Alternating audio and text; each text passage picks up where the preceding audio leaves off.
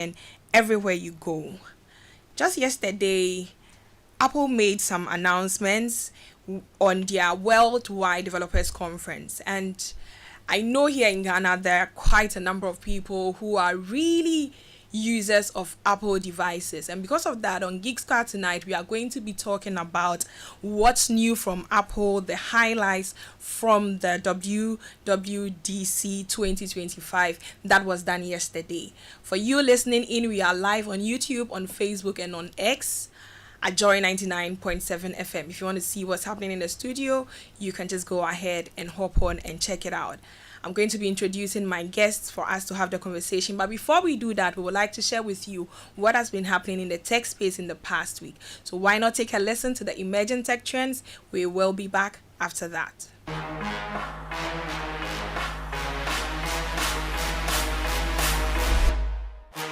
Hello and welcome to Emerging Tech Trends on Joy Geek Squad. My name is Shalasechi. Coming up, Gemini adds scheduled actions for AI tasks.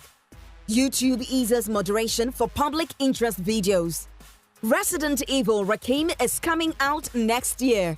And Snapchat is now on the Apple Watch. Let's dive into details. Google is rolling out scheduled actions for Gemini, letting AI Pro and Ultra users set tasks for specific times, like daily calendar summaries or weekly content ideas. You can also schedule one-off tasks, such as recaps after events. The feature can be managed in the Gemini app settings. YouTube now allows videos with up to 50% rule-breaking content to stay up if they serve the public interest, according to the New York Times. Topics like elections, race, and gender are included. Reviewers are also told to weigh free speech value and escalate borderline cases instead of removing them. And Capcom has officially announced Resident Evil Requiem, the ninth mainline entry in the franchise, launching on February 27th, 2026 on PC, PS5, and Xbox. The announcement was made through an extended trailer that initially kept its connection to Resident Evil under wraps before finally revealing its true identity. And to a final tech trend, Snapchat has launched a new Apple Watch app that lets users preview and reply messages right from their wrist. While photo snapping isn't part of the experience, the app allows quick replies using the watch's keyboard, scribble input, or voice dedication. And that's it for Emerging Tech Trends on Joy Geek Squad. My name is Shalasechi. Catch you same time next week for more. Welcome back. If you're just joining us, this is Geek Squad with your girl Adobea Biritwum.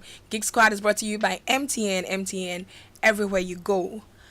Just yesterday, Apple made some announcements on new features on their software and quite a number of devices that they have.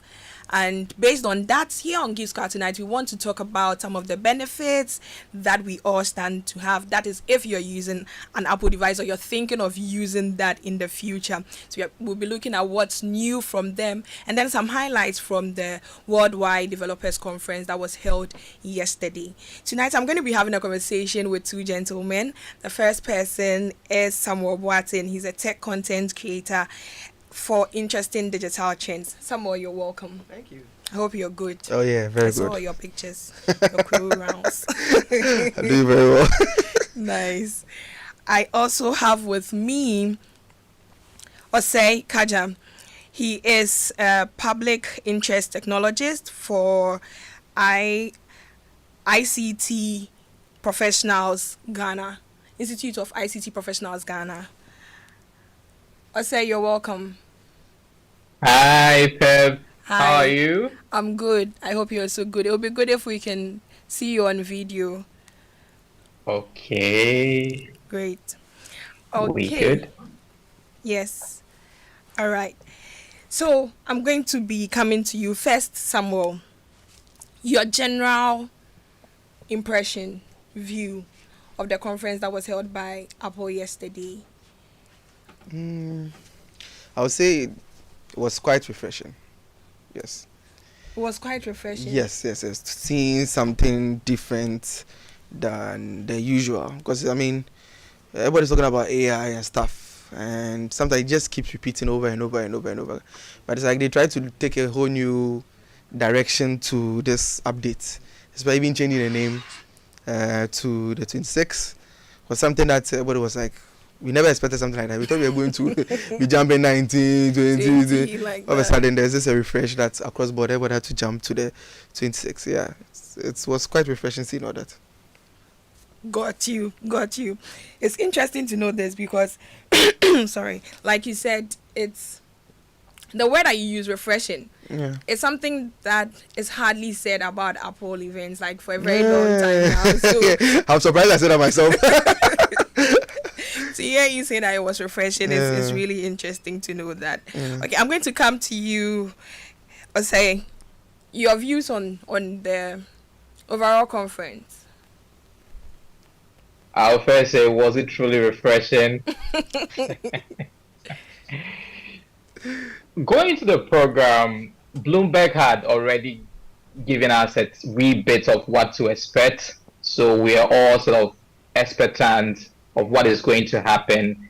But looking at all the slew of, say, features that was introduced last year, and I mean, the Siri whole Wahala and Apple Intelligence not coming to fruition and all that, or say not optimizing well, I went in there a bit, indifferent. But afterwards, I was like, this is underwhelming in a way. And we saw it how the stocks reacted, Apple stocks, after the keynote, into the first 45 minutes, it dropped. But this is Apple. Let's wait and see. Never say never. Never say never. Really, never say never. I think there was something interesting that happened this week, and it would just be good to touch on it before we go deeper into the conversation on Apple, and that has to do with the minister's announcement on the data increase. I think it would be good for us to just touch on it. So, some more your thoughts on that? It's quite exciting to see these changes happening in Ghana right now, because I saw a while back, I opened Twitter and I saw a fight happening. People were using hashtags like resign the minister and so on and so forth. It felt like, to many people, it felt like the man has just failed us because there's no change happening as he claimed. But he came out to clearly explain what was going on. Yeah. And before I realized, I saw another flyer saying that he's going to have a conference to figure out, like, to explain things to the people, not knowing that this conference actually going to cause the change. And the percentage that has been added back, it's quite 10%. Extraordinary, because I use data a lot. I think it would be good for probably a listener who doesn't really know what we're talking about, just to give some context. Okay. So I use data a lot. For instance, in a month I buy like the new, is it 355 cities? For MTN. I use MTN directly. 350, right? 350 for MTN. I use like twice. I buy like twice. So before the month end, I've spent like 700 cities. Only getting only 219. That's 180, right? As in the gigabytes. Yeah, 90 something. So I've been around 180 something, right? Yeah. 500. So you buy 500 Ghana cedis. That one compared to buying less than 300 is much more. Oh, okay. Yeah. I thought a cup was 300 and something. No, you can buy more. Oh, okay. I didn't know. I would have increased it myself. Is it a turbo net? No. I'm talking about normal. Okay, you have been using a turbo net. Oh no, I'm using that on the phone, hotspots and all that kind of stuff. That's because I'm on the move all the time. I can't have that. I'm on the move. So I buy that. And now that it has brought back this, for MTN is 15% increase. So if you used to have 90 days, like 200 and something now, that's going to save me a lot of money. Yes, and I'll be able to get a lot of work done. So I'm uploading all my videos here and there. Within seconds, it's finished though. It's done. To be able to get... It's a good thing. It's a very good thing. Very good thing. It's going to save me a lot of money. And I think maybe this time I'll probably spend up to like 3 weeks before I decide to buy another one. So I did 1 more week or even a whole month before I get to repurchase instead of buying twice a month. So... yeah. Got it. I'll say your view on that. Forward looking, bold, and we are just hoping we are just going to get the full benefits of it. But when it comes to the conversation of broadband data, it's a bit nuanced and a bit complex in the sense that the MNOs, the mobile network operators, their cost of operationalization has gone up. So it's not either you people cut it or not, but ultimately we the users. I'm a heavy abuser of internet data Yeah. too, Yeah. and it costs an arm and leg. It's quite expensive. But we are hoping that these new slashes will benefit us all, and it will be long term for all of us, and this will drive digital inclusion. This will drive more creatives and productivity being at an all-time high. But just like Oliver Twist, maybe we want more. We will ask for more. Got you. Got you. So for you listening to us, just in case you are not aware of what we're talking about, when it comes to the purchase of data now, there's going to be a 10% increase for the other networks and 15% increase for MTN. So whatever I used to buy back then, if you were getting, example, 100 gigabytes of data, depending on the increment that is placed on it, you're going to have an additional 10% or 15% of that, still with the same price that you have been buying it. So it's a good thing, and I think it's just fine that we talk about it, since this show is about technology, and we just want to keep you informed as well, and you know what to do on that. So getting back to our conversation on the Worldwide Developers Conference that was done by Apple yesterday. Coming first to you, Samuel, what were your first impressions like on the keynote? I actually thought it was going to be like more like AI, as I said earlier on. I thought they were going to drive on it because everybody is expecting AI nowadays. I mean, these are the top features and the trending topics, but they dived right into UI and changing how the experience is. As I said, it was refreshing for me because I wanted to see something new. I mean, everybody's talking about AI, but I wanted to see something new, something diverted away from the usual topics, or even something more advanced. So a lot of people mention AI. You see, this AI thing is exciting, but when it keeps repeating the same around, it's like you're playing around it, and you're, I can rephrase, you can rewrite my essay for me, and every time it's repeating like that. You already know those ones. Yeah, it gets boring. Yeah. So we need something that is more advanced. I think that's what they are doing now. Yeah. So they don't want to jump into it without having tangible work to show, okay, this is what we can do with the AI. So they are just playing around it a bit and pushing more for us to be able to get some other experiences rather than to focus on the AI. Got you. So talking about some of the things they spoke about in terms of the UI updates that they did, they introduced the liquid glass, right? So, and this one... Clear glass, actually. Exactly, yeah. That's the name that they gave it to us, liquid glass from the Okay. still clear, because that's how it looks anyway. Liquid glass, but okay. that's the name. So with this, the whole thing is that how significant is it, compared to previous UI changes? What is this really bringing on board? I'll start first with you, Samuel, then or say later. The reason I call it refreshing is because I don't know if you've heard of glass morphism. It was something that was coming in Vista. Yes, it was something that everybody was expecting around that time. It was like something people installed it as a beta, tried it out. They said it was coming to, is it Windows 11 or something? Everybody was trying to get that glass stuff for a while. Some installed it, it crashed, a whole lot of things. But now that it has moved to the phone, it's going to be exciting something to see because I'm worried about my battery though, because I mean it has to be continued. Something has to be by the end of it. Yeah. I'm worried about my battery because the switches between the dark and the bright, so that you can see the clarity of the text, is something. Yeah, that's going to be a challenge. But I'm excited to see it. Yeah. I'll say from your end, how significant is this change? Yes, he mentioned Windows Vista, and it. I did think about 2007 or 2006 when Vista had to replace then Windows XP. Everyone was so excited about it, the glass, or say the transparency and all that. But if efficiency or say if performance left much to be desired for. Looking at all that at play, that adding more transparency, is button between the switches, the slides, etc. It's so refreshing to look at it. You have that kind of real-time feel and all media controls. However, its significance is, the feel good. It's all about, for most Apple users, it's all about how it works. It works, how the thing gets done, is reliability and all. So the user interface, good, but its experience, readability, there's a reason why there's a bit of a contrast to this. It looks a lot of reading. I'm sure a lot of you have seen the videos or say seen the videos, shots from YouTube and all that.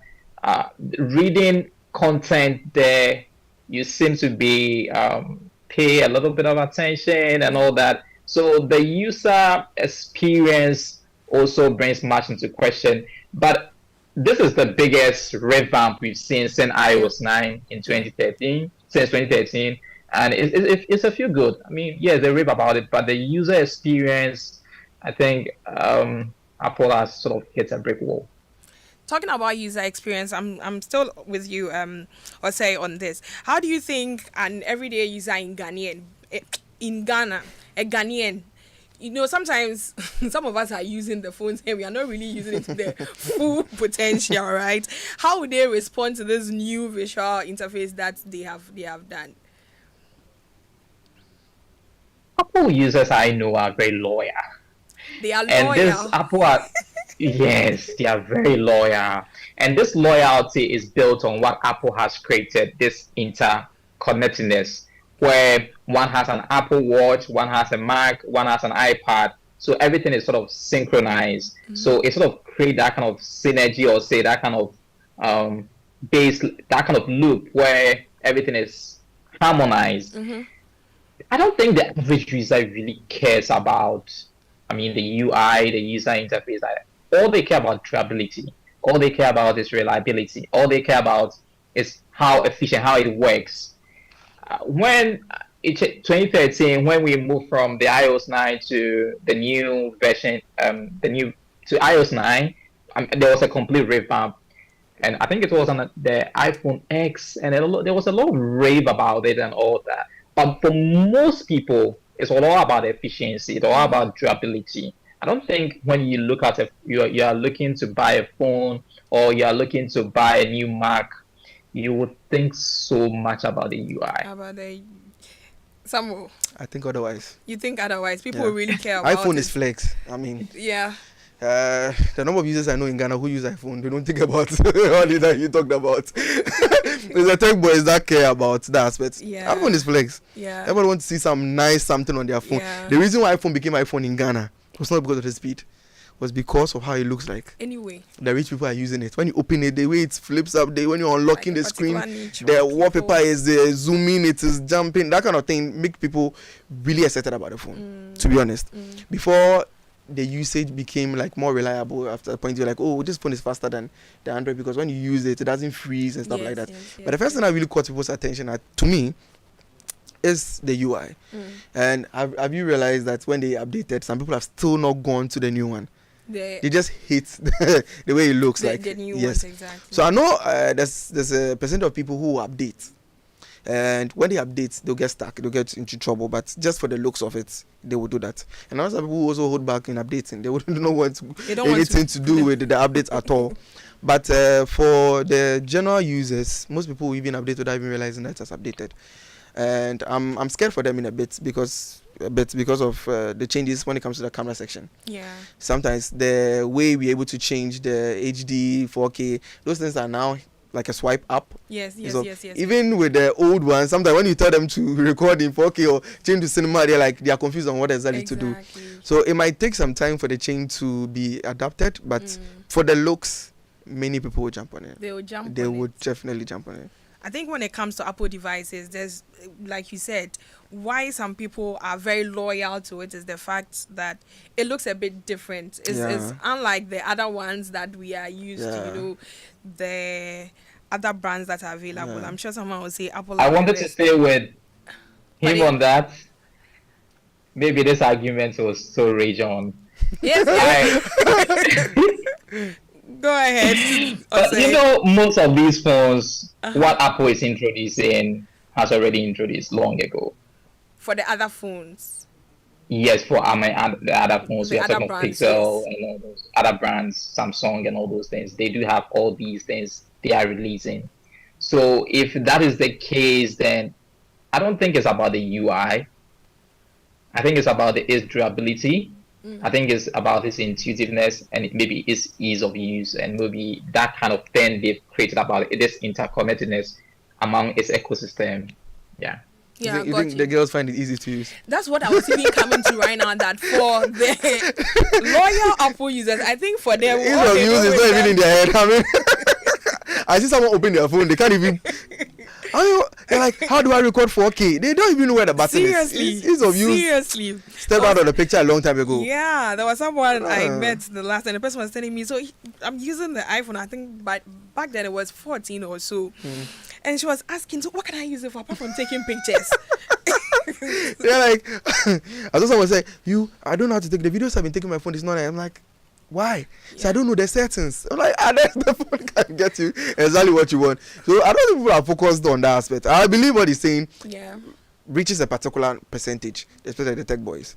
When I started using, I realized the difference between Android. I mean, but if you check the latest Android, the speed and whatever you're talking Those about, people are also they are very on fast. point, just like the iPhone. Very fast. So yeah. for me, I think most users are on iPhone because of the looks and the feeling.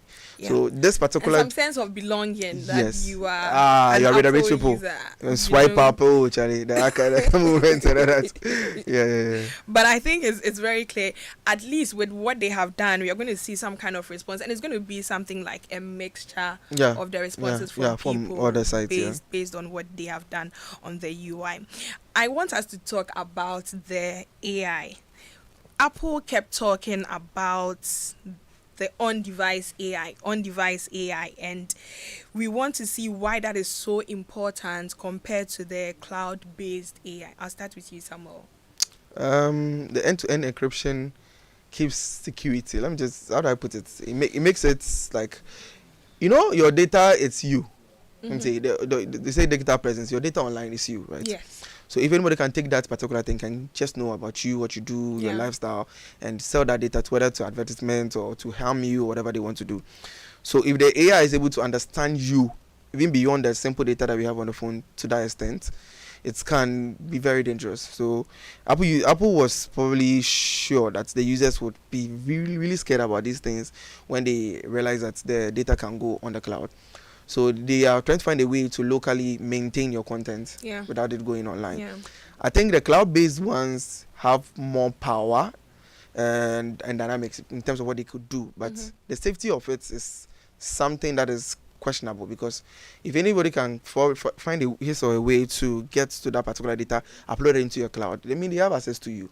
Yes. Yeah, so I believe that's the when it comes to the local AI, I believe that one is better. That's why probably they were trying to sell. They kept talking, emphasizing it because on device AI. privacy and all these things. Maybe in Ghana that maybe I don't know. Maybe we might not necessarily be able to take on a case against maybe Apple, but for countries like the US, if they do anything that's data privacy invasion, they could be taken to court. Yeah. Yes, the whole company can be taken to court. So that's what probably they keep mentioning it that way, to keep the people safe and all that. Yeah. It's really important, and I think also just to let people be on with the notion that they are safe. secure, they are safe, Yeah. because it's not really that. In fact, cloud in general, when people hear about it, they already have questions. So to know that you're going to have your personal data being stored somewhere else, they just have to emphasize it, that it's just on the device, and there's a way around that.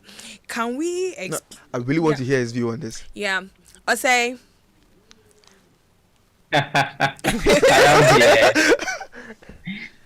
I agree with you. But for RVS, for the uninitiated, on-device AI basically is the ability of an iPhone, an iPad to process AI locally without sending data to the cloud. And we all do know. And we all do know how Apple is so big on privacy. So I think this is their X factor in all this. However, looking at what happened last year, their approach towards artificial intelligence, their approach towards this whole thing, it's been a mess, honestly. It's been a mess. They are now sort of playing catch up. If you had to look at their rivals, the ChatGPT, Meta, Google, Apple seems to be playing catch up. The Apple intelligence didn't seem to.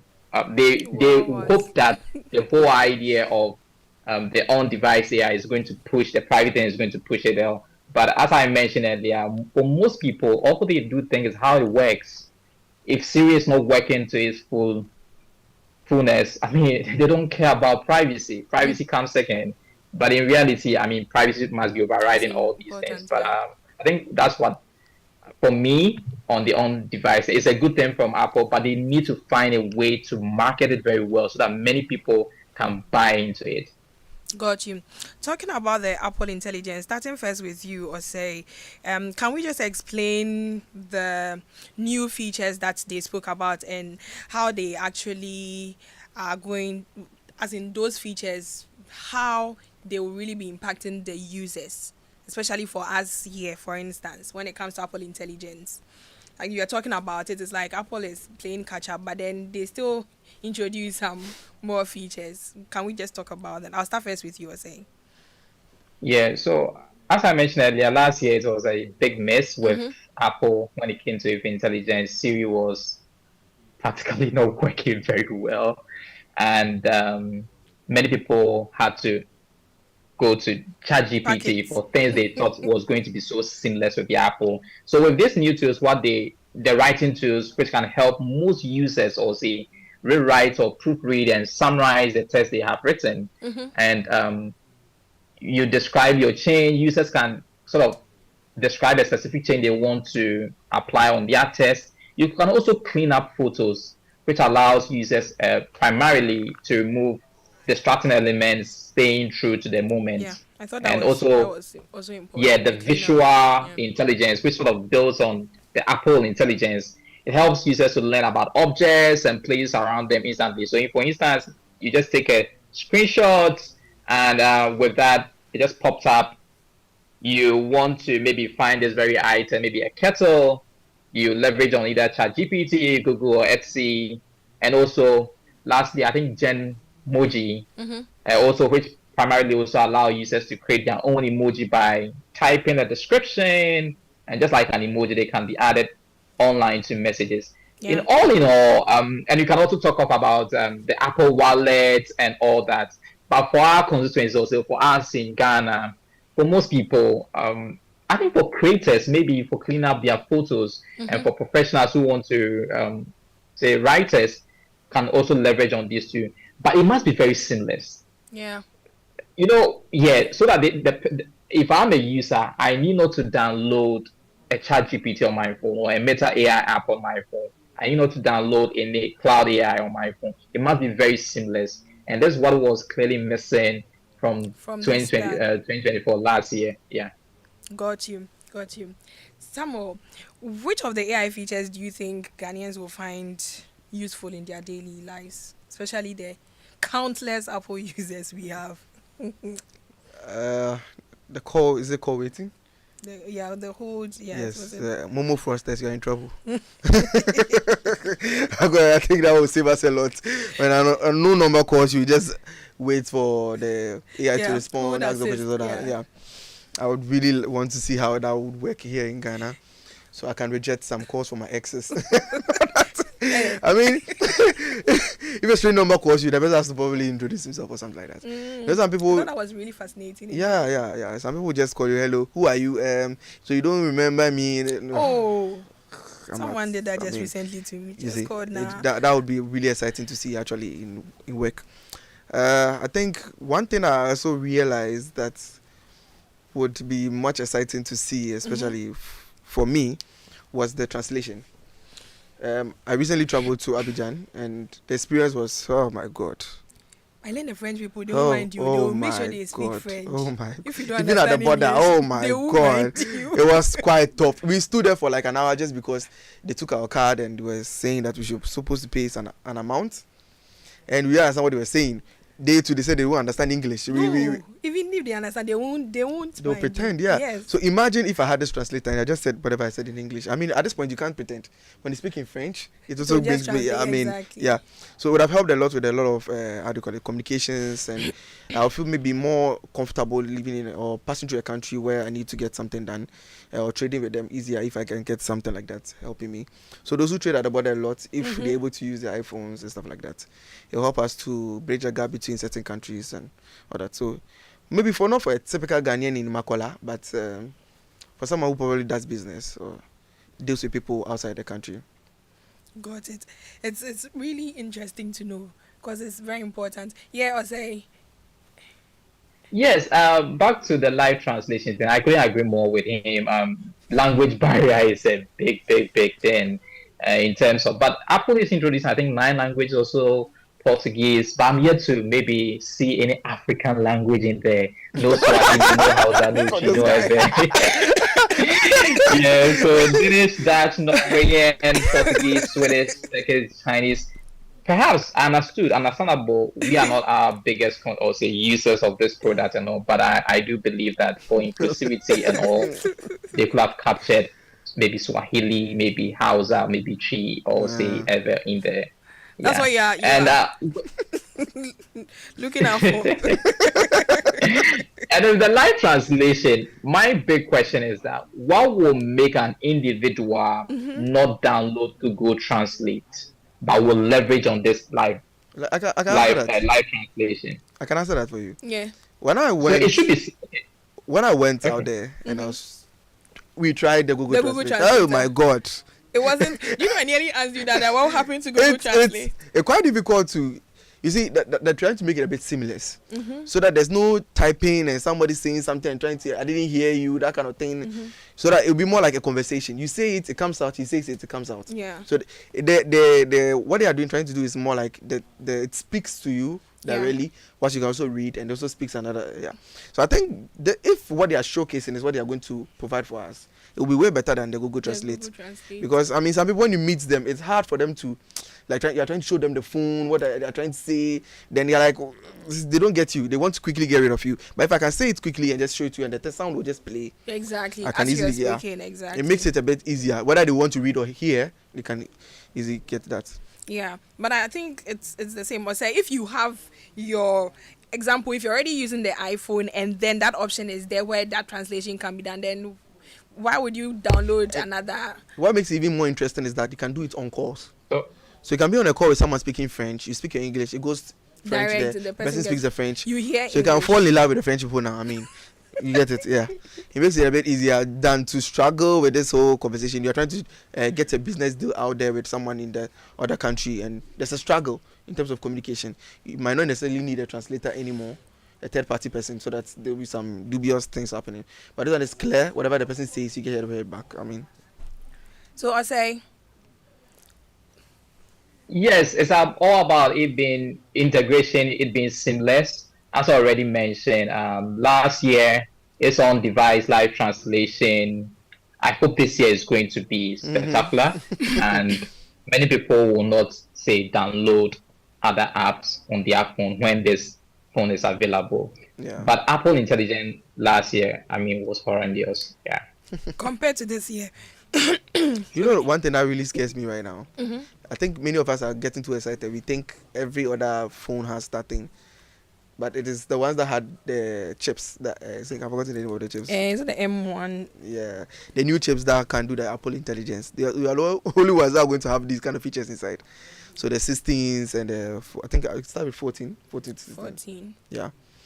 So the 14, older phones 15. and older models are not going to have the same intelligence. And the stuff. 14 is the 14 Pro. Yeah. 14 Pro, and I'm sure it's only a matter of time when they will start leaving them behind. Yeah. I mean, Yeah. So if you're listening in, I mean, it's not just any iPhone. It's the higher versions from 14 Pro. Some of the conversations that we are having on the updates on the operating systems, that's when you can have access to them. It's not for everyone. Okay. I think, Kaja, you already mentioned the Genmojis and then the image playground. But the question I have, Samuel, on that is, do we have practical uses of these? as I said earlier on, they are playing around the idea of what the AI should be.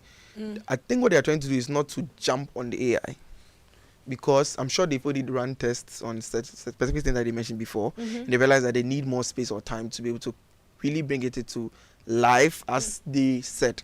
So in order for them to give us something to talk about, why don't just give them something simple, like merging two different emojis together to communicate what you want to communicate.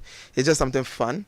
For instance, being able to change your group chat wallpaper. Yes. It's not so, It's not really yeah, but I mean, big functional. yeah, as you said, it's not anything new or big change that doesn't exist before, but it gives the flexibility to do your own thing and to explore. I think the playground and this thing are just for us to just play around. I mean, just to say we have a bit of AI, but not anything deep. Got it. Can we talk about the iOS 26 and then Mac OS 26, the new features about it that stood out to you? I mean, as you say, well, the major rollout was just probably focused on the UI. Yeah, the UI, the glass aspect. What really made me happy was the transparent top for the Mac, because if I'm using one thing, I when I moved away from the Windows to the Mac, the menu bar at the top there with the bolding, it make the screen look a bit smaller. It was a bit hard for me to use at first, but I mean, when this is made transparent, it becomes a bit more easier to So I'm hoping to see how usable it could be if we're able to have these things. I mean the glass stuff happening on the laptop, and one thing that also excited me was the phone app. They said the phone app is coming to the laptop. I don't know how that's going to work, but since I'm able to still receive calls on, maybe I can see my call log from my phone on it. Most likely. Yeah. Maybe they'll do something of the sort. Yeah. Osei, what stood out to you? The new features on I think similarly with the whole UI experience on the MacBook. How do they name it? Tahoe? Yeah, 06. I think, it's incredible. It's fascinating. And we all want the efficiency. I did see its Spotlight, the natural language. That's cool very cool. Yeah, so it's basically integration of maybe say Raycast. I think it's a great productivity tool, and many people can leverage on. But let's wait and see. It's the Spotlight that made when I went. I used to use the window, went to Apple, went back to window. I missed it so much. The Spotlight. Now that they're adding these extra features, it's going to make it more amazing. I mean, with the shortcuts and if you're using all the options, I mean, you can now go to apps directly and give it like a command without. You see how the iPhone able to download videos and stuff. I don't know if you ever tried the shortcut on the phone before. Get some simple work done, send an email responding to this and responding to that with just one button or keyword that you use. If you're able to integrate that into our Spotlight, I think it's going to be exciting. It's going to be interesting. Really, it's going to be interesting. Yeah. I wanted to ask him a question. You did mention about the whole strategy of AI from Apple.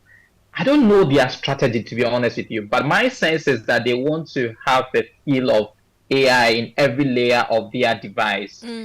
But are they really you see how other companies are moving very aggressively, or are they playing that long shot game of trying to move Apple being exclusive and later on having their own AI? Because previously, I think earlier this week or last week, they wrote a paper back from their research team, limitation or say the illusion of thinking on large language models. So the whole position of AI from Apple is not quite clear, even though they are introducing these Apple intelligence in their device and all. They are not so quite bold and emphatic on it.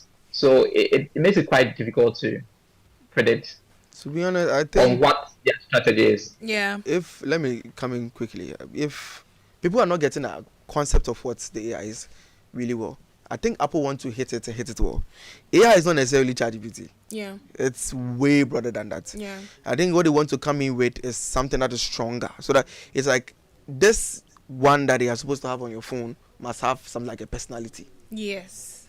You understand? So they are not going to start it and then it will flop in the middle. I think they want to come in with it fully ready for you to utilize. That's why they are slowing down. The only reason why they are trying to do this screenshots and this is because they don't want the competitors to overtake them. Exactly. Because it looks as if the competitors are doing something great, but to be honest, I don't think the Googles and the rest are doing anything major when it comes to a proper AI. We're talking about Jarvis level AI on your phone. Yeah. That's what they introduced to us, right? Yeah. So I think that's what they want to really, really release if they get a chance to do that. Their time so that's why probably they're taking their time to, okay, this is not ready yet. Let's hold on. Yeah. Let's do what they are doing. Let's just get them. There's a ticket. You can take a screenshot. Exactly. Get all those things so that we don't be like, okay, Apple is falling back.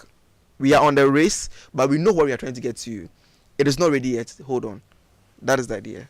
You snooze, you lose. Yeah, I know, right? you So snoozing. the marketing team, They just want to hurry the up marketing and team is exactly, on them. Like, yeah. no, we are losing these people. Yeah, You know, yeah. that's why they're doing all these screenshots and stuff Yeah. like that. Yeah, and the playground. But to me, I wouldn't be bothered if we wait and get a better thing. Yeah. Yeah, You I have would, a point on yeah, that. I wouldn't be bothered if I can wait. But I mean, I'm not the only person in the market. So, I get your point. But with this release, do we expect that it's going to encourage more Ghanaians to buy their products? Well, I Because think there's some people that with are really Ghanaians, avid Android users. And there's It's nothing because that of you their say pockets. that it's because of their yeah, pockets. Are you sure? I'm telling you, Some of them every really Ghanaian wants to use an iPhone. high ends. Every Android every phones. every Ghanaian wants to use an This is iPhone. not every Ghanaian, Ghanaians, somewhere. don't let me speak local language. Ghanaians are moved by how do you call it? Oh my god. Like how media drives us a lot. I don't know if you've noticed the way we dress, what kind of food that we eat. I want shawarma, I want this. What are the things that we see online? So most Ghanaians' mindset, especially for those who are exposed to this kind of content, everybody's trying to use an iPhone. Yeah. You remember when it started, they were like, oh, the camera is better, the camera is better. Not because of anything, just because they felt the camera is better. Everybody wanted to jump on it. Most people, let's say it that way. You get it? So, Will it encourage people to buy Apple devices, or say your thoughts on that? The updates that have come. I don't think so. Looking at the last few years, the releases, it hasn't been something Extraordinary. groundbreaking. Yeah. Exactly, groundbreaking. So, what will make you upgrade from your 15 to say 16? Maybe and coughing up thousands of dollars, or say buying a new phone. What users are expecting is something maybe in design, in terms of the hardware, not camera. But my sense is also that Apple's strategy is trying to move away from the camera to more the glass. So that, for the you know how the Vision Pro is. Yeah. The Vision Pro sort of inspired this whole UI, and maybe they come up with something groundbreaking in terms of innovation with the hardware, with the phone hardware. That's my sense. But I really don't think people are going to hop onto maybe the new, unless something groundbreaking. But looking at the functionality from 15 to 16 to 14 is basically almost the same, and nothing really groundbreaking. I think they're also trying to catch the Android markets with the release of the new games app. Yeah. You get it? Yeah. So yeah. they are opening up more to how the Android world is like in terms of user experience. So they are trying to get people to also say that, okay, whatever you are looking for in Android, I have a better version. I have it here. So why don't you also come to the side a bit? Releasing new games on the Mac is also something exciting I saw. Having a home for the Do games. you now agree with me? They've hit a brick wall and now playing catch up. Yeah. That's true. Yeah, so the marketing team is on them, as we said. They are chasing them that now we need to do something about these people. If you want to capture more percentage of people using our devices, why don't you give them the experience? Exactly, give them. But they can have it on our side. I think that's what push them. It's important. The platform is important. Yeah, and now that you see, they had the leverage with this iGames, and they're making it more interesting by putting that leaderboard on the games side where you can compete and also all that kind of stuff. Yeah, it's quite interesting. You're making it available now. If you're an Apple user, we are having a conversation on the in fact, it's not only about Apple users. If you're listening in, we're having a conversation about the Worldwide Developers Conference that happened yesterday, the announcements that were made by Apple in terms of the updates and the new features that they are adding on to their softwares, onto the different devices that they have. I'm having a conversation with Samuel Boateng and Osei Keja. And so far we have looked at the different things that they have done. It's just interesting to know that when it comes to their Apple intelligence, one of the things that they kept talking about is that they are doing their best to have everything device based, everything on your device, so that it's not moved to the cloud when it comes to your data. Their security is very important. Security of their customers and of their users. We've also spoken a bit more about the new name for the different operating systems. the iOS 26 now. I mean, they just jumped, and I think it's a good idea that they did that too, because now it just runs across every one of their devices in terms of the watches, the Vision Pros, and I need to understand why they did that, though. But well, they said now they want it to resonate with their ears. Okay. So it's just running across, so that, I mean, it's not difficult. Like, you now be thinking about it. The watch, which version is it on? This one, which version is it on? But now it's just running across. So even though they are doing the announcement in 2025, it's like the year ahead of them. So Geek Squad is brought to you by MTN. MTN, everywhere you go. We'll be taking the quick tech fixes. We will be back after that. Hello everyone, my name is Michelle Ojokum, and as usual, I bring you some tech quick fixes and tips right here on Joy Geek Squad. Father's Day is fast approaching, and you may want to pick up the right tech gift for your dad. Here are 5 key things to consider to make sure it's thoughtful, useful, and a hit. 1. His interests. Is he into music, fitness, gadgets, or smart home gear? Choose something that fits his hobbies. 2. Ease of use. Go for tech that's simple to set up and navigate, especially if he's not super tech savvy. 3. Practical value. Think of everyday tools he'll actually use, like wireless chargers, smart speakers, or noise-cancelling headphones. 4. Compatibility. Make sure the device works with what he already has, like a phone, tablet, or smart home setup. 5. Quality and reviews. Choose well-reviewed, reliable brands so he gets the best experience without frustration. And that's it. Give your dad the perfect tech gift this Father's Day.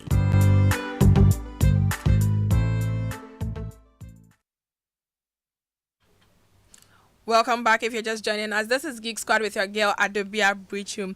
Geek Squad is brought to you by MTN. MTN, everywhere you go. Tonight we've been having a conversation on the new updates that have been done by Apple. Yesterday they held their Worldwide Developers Conference, and with this we've been talking about some of the highlights from what was shared with us. I'm having a conversation with Samuel Boateng and Osei Keja, and Samuel, I think one thing that I heard them say, I mean, with all the different speeches that were given, they kept talking about the developers and how they are just trying to make things fine for them and all that. So coming to Ghana, for developers here, what opportunities are created by the new foundation models framework that they spoke about? I think the access to APIs would make things more easier for them. I think almost everything that they released, they had this section where they said this is available to access them, this was available to access them. So it's more like open for anyone who wants to integrate into any apps that they are building to gain access to that and utilize it. I think there was a section they spoke about how they wanted people to be able to also use the local AIs to develop their own content and stuff in their own apps too. In addition, yes, so it's very exciting to also see that. So if you are any developers out there that can actually utilize these APIs, their work would probably excel or jump into a whole new dimension, because the new stuff that are coming, if you are still running on the same old APIs and systems that they were using before, they'll pass you by. But being given access to these things makes your work a little bit easier, because you get to use the high performance processing and stuff from the new models or new APIs, and say that way, to be able to get the same apps you're using to catch up with the new trends. Got it. Osei.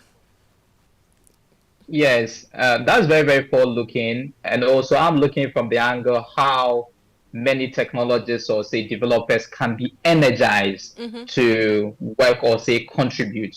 I feel like, or my sense is how best Apple can also sort of provide that platform beyond already access. They can sort of energize the developer community in Africa so that they can contribute effectively. Not only we being consumers, they should just also energize that. Are this API region based, or I mean, it's for every developer? I think that's one thing that we have to find out. Yes, because I mean, it's open to everyone. I mean, if you are in Africa and you want to take bite at it, you could easily access it. But let's stop thinking Africa most of the time. It is not Adobe where there's a limitation on the region. It's an open API to everyone. So we can all have access to it if you're a developer. Yeah. Okay, last question to you, Samuel. So what role can the developers play in customizing the Apple Intelligence tools, right, for Africa or Ghanaian context? As I said earlier, it probably depends on what your company or what you are building. The AI, it's how do you call it? It's just let me just call it an intelligence engine.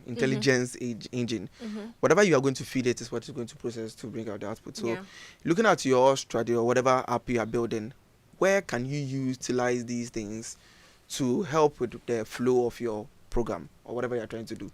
So, for instance, they themselves thought of ways to use the the exercising app to get feedback from, let's say, an AI voice speaking to you on how you're going to, you have done 3,000 miles today, you can do further, blah, blah, blah. So if you are someone who's building an app maybe in Tree and you find a way, I don't know how you're going to use the language model or whatever, to let the AI tell you that Waira or something like that, I think it would be very, very good if they could do such things. So it's all about creativity. It's all about creativity. Keja, 10 seconds, final words. Local context in all building all these localization of content. Yeah. Got it. Just as Samuel said, yeah, localization of content. Got it. Thank you so much for joining us, Osekeja, and also Samuel Boateng. Tonight we've had a conversation on the highlights from the Worldwide Developers Conference that was held yesterday by Apple. God willing, next week we will be back. Up next is news. Thank you so much for listening in, and a big thank you to my producer, Prince Safo, and the entire technical team, Nita and all. God bless you so much. God willing, next week we will be back. Up next is news. Stay tuned.